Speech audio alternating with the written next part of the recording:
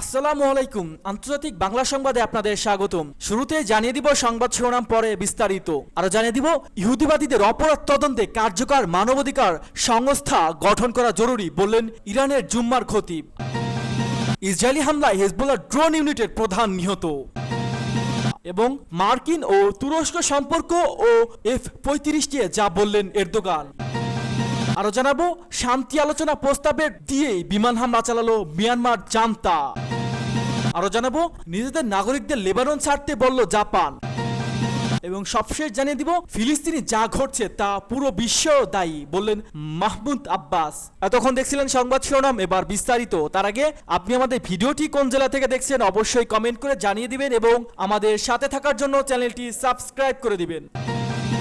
ইহুদিবাদীদের অপরাধ তদন্তে কার্যকর মানবাধিকার সংগঠন করা জরুরি বললেন তেহরানের ইমামের খতিব। পারস্টুরের তেহরানের জুম্মার খতিব বলছেন গাজা সহ ফিলিস্তিনি অন্যান্য অঞ্চলে ইহুদিবাদী ইসরায়েলের অপরাধ তদন্তের জন্য একটি বাস্তব ও কার্যকর মানবাধিকার সংস্থা গঠন করা জরুরি। পারস্টুরে আরো জানিয়েছে তেহরানের জুম্মার খতিব আয়তুল্লাহ সাইদ আহমদ খতিব। আরো বলেছেন 1 বছর ধরে ইহুদিবাদীরা বিশ্ববাসীর চোখের সামনে গণহত্যা চালিয়ে যাচ্ছে। গাজায় 41,000-এরও বেশি ফিলিস্তিনিকে তারা শহীদ করেছে, অথচ আন্তর্জাতিক মানবাধিকার সংস্থাগুলো নিন্দা জানিয়ে এক বিবৃতিতে পর্যন্ত দেয়নি। তাই বিশ্ব মানবতার উচিত একটি সত্যিকারের মানবাধিকার সংস্থা নিয়ে চিন্তা করা। তারা বিভিন্ন সরকারের সংগঠন, জনগণের সংগঠন নয় বলে মন্তব্য করেন বিশিষ্ট এই আলেম। খতিব আরো বলেন গাজা ও লেবাননের ইহুদিবাদীদের অপরাধের সাথে অনেকেই জড়িত।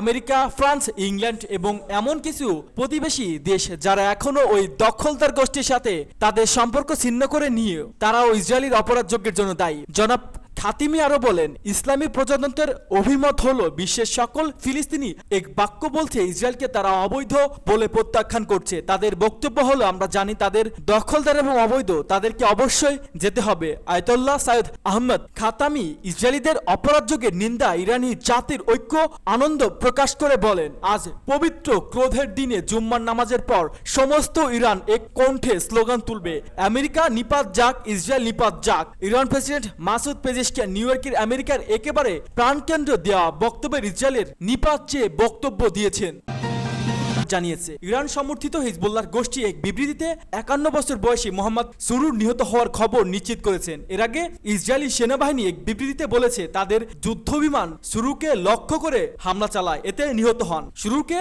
হিজবুল্লাহর বিমান ইউনিটের কমান্ডার বলে জানানো হয়েছে ওই বিবৃতিতে। হিজবুল্লাহর ঘাঁটি হিসাবে পরিচালিত জনবহুল এলাকায় গোষ্ঠীর কমান্ডার লক্ষ্য করে এ নিয়ে এ সপ্তাহে চতুর্থবারের মতো হামলা চালালো লেবাননের স্বাস্থ্য মন্ত্রণালয়ের এক বিবৃতিতে বলছে হামলায় 2 জন নিহত ও 15 জন আহত হয়েছেন। আহত ব্যক্তিদের মধ্যে একজন নারী রয়েছেন, তার অবস্থান আশঙ্কাজনক। হিজবুল্লাহর ঘনিষ্ঠ একটি সূত্র বলছে শুরুর গণিতে পড়াশোনা করেছে। ইয়েমেনের হুতি বিদ্রোহীদের প্রশিক্ষণ দিতে হিজবুল্লাহ শীর্ষ যে কয়েকজন উপদেষ্টা পাঠিয়েছিলেন তাদের মধ্যে একজন ছিলেন শুরুর। লেবাননের সরকারি সংবাদ সংস্থা ন্যাশনাল নিউজ এজেন্সি বলছে 10 তলা একটি আবাসিক ভবন লক্ষ্য করে 3টি ক্ষেপণাস্ত্র হামলা চালানো হয়। এএফপির একজন আলোক চিত্র বলছে গত শুক্রবার হিজবুল্লাহর রাদওয়ান ফোর্সের প্রধান ইব্রাহিম আকিলকে লক্ষ্য করে যে ভবনে হামলা চালানো হয় তার কাছে এই ভবন অবস্থিত।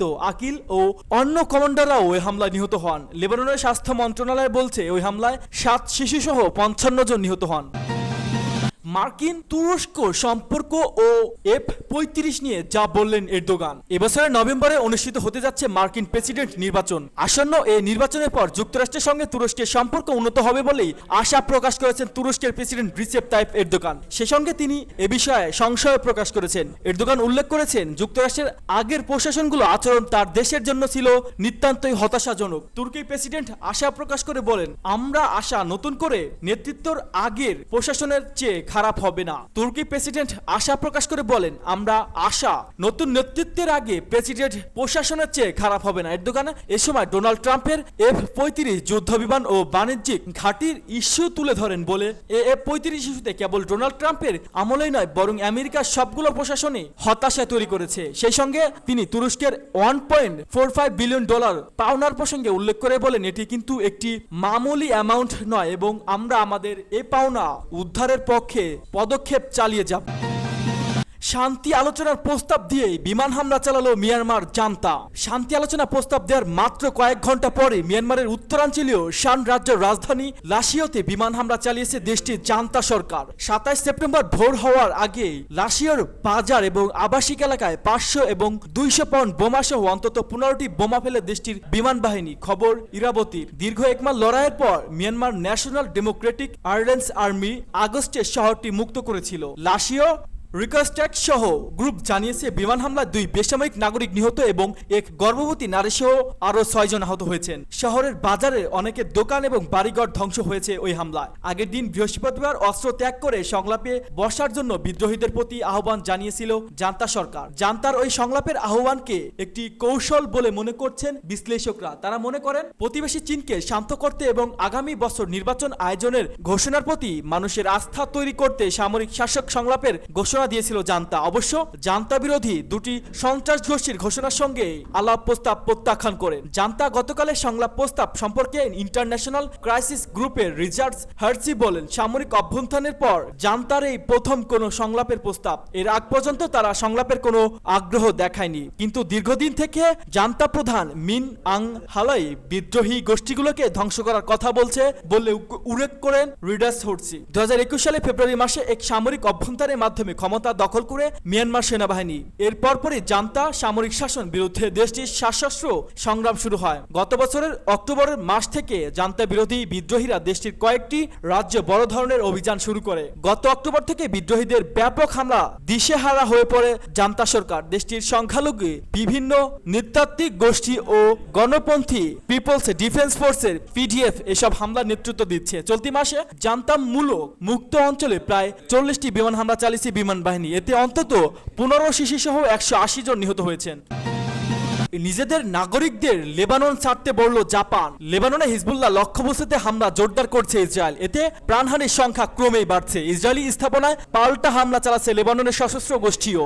এমন পরিস্থিতিতে বিশ্বের বিভিন্ন দেশই নিজেদের নাগরিকদের লেবানন ছাড়ার আহ্বান জানিয়েছে। এবার সে তালিকায় যুক্ত হয়েছে জাপানও। জাপানের প্রধানমন্ত্রী পরিষদ সচিব ইয়োশিমাসা হায়াশি জানিয়েছে, লেবাননের বসবাস করা জাপানি নাগরিকদের নিরাপত্তা বিষয়ে আমরা যাচাই করেছি, পাশাপাশি নাগরিকদের দেশটি ছাড়ার আহ্বান জানাচ্ছি। তাছাড়া জাপানের গণমাধ্যমের খবরে বলা হয়েছে, জর্ডানের একটি সামরিক প্লেন পাঠানোর পরিকল্পনা করছে জাপান সরকার। সেখান থেকে লেবাননে আটকে পড়াদের নিয়ে আসা হবে। এর আগে বিশ্বের অসংখ্য দেশ নিজেদের নাগরিকদের লেবাননে সফরে ব্যাপারে সতর্ক করে ও দেশটি ছাড়ার আহ্বান জানায়, যার মধ্যে অন্যতম হলো ইতালি, বেলজিয়াম, যুক্তরাষ্ট্র, যুক্তরাজ্য, রাশিয়া, ভারত, অস্ট্রেলিয়া ও মালয়েশিয়া। এদিকে ইসরায়েলের ধারাবাহিক হামলায় বিধ্বস্ত লেবানন গত 24 ঘন্টায় নিহতের সংখ্যা বেড়ে দাঁড়িয়েছে 92 জনে, আর মোট প্রাণহানির সংখ্যা 700 জন ছাড়িয়েছে। যুক্তরাষ্ট্র, ইউরোপীয় ইউনিয়ন, আরবে কয়েকটি দেশ যুদ্ধবিরতির আহ্বান জানালেও তা কানে নিচ্ছে না নেতাদেহ। উল্টো সর্বোচ্চ শক্তি দিয়ে হামলা চালানোর নির্দেশ দিয়েছে তিনি। ফিলিস্তিনে যা ঘটছে তার জন্য পুরো বিশ্ব দায়ী বললেন মাসুদ আব্বাস। গাজা ও পশ্চিম তীরে যা চলছে তার জন্য পুরো বিশ্বকে দায়ী বলে মন্তব্য করেছেন ফিলিস্তিনি প্রেসিডেন্ট মাসুদ আব্বাস। 26 সেপ্টেম্বর জাতিসংঘের সাধারণ পরিবেশ অধিবেশনে দেওয়া ভাষণে এই অভিযোগ করেন তিনি। ভাষণে মাহমুদ আব্বাস বলেন, এই পাগলামি আরো চলতে পারে। আমাদের জনগণের যা ঘটছে তার জন্য গোটা বিশ্ব দায়ী। আমি আপনাদের কাছে অনুরোধ করছি, আল্লাহর নামে আমি বলছি, এই অপরাধ বন্ধ করুন, এখনই বন্ধ করুন। শিশু ও নারীদের হত্যা বন্ধ করুন। গাজায় গণহত্যামূলক যুদ্ধ বন্ধ করুন। ইসরায়েলের অস্ত্র পাঠানো বন্ধ করুন। ফিলিস্তিনকে মাতৃভূমি উল্লেখ করে আব্বাস বলেন, আমরা এই ভূমি ছাড়ব না। এটা আমাদের বাপ দাদার জমি, এটা আমাদের থাকবে। গাজায় বেসামরিক লোকজনকে হত্যা করছে না ইসরায়েলের এই দাবি খারিজ করে আব্বাস বলেন, আমি আপনাদেরকে জিজ্ঞেস করছি, তাহলে কে 15,000 বেশি মানুষ, বেশি শিশু মারলো? জাতিসংঘের ভাষণে আব্বাস গাজায় একটি স্থায়ী ও পূর্ণাঙ্গ যুদ্ধবিরতির আহ্বান জানান। সেই সঙ্গে পশ্চিম তীর ও জেরুজালেম ইসরায়েলি বসতি স্থাপনকারীদের হামলার বন্ধে দাবি জানান। একই সঙ্গে গাজা থেকে ইসরায়েলি সেনাবাহিনীর পুরোপুরি সরিয়ে নেওয়ার আহ্বান জানান তিনি। গত বছরের 7 অক্টোবর থেকে শুরু হওয়া গাজা যুদ্ধ এখন পর্যন্ত 40,000-এর বেশি ফিলিস্তিনি নিহত হয়েছেন, আহত হয়েছেন 98,000-এর বেশি মানুষ। জাতিসংঘে বলছে, গাজায় হতাহত ফিলিস্তিনি বেশিরভাগই নারী ও শিশু।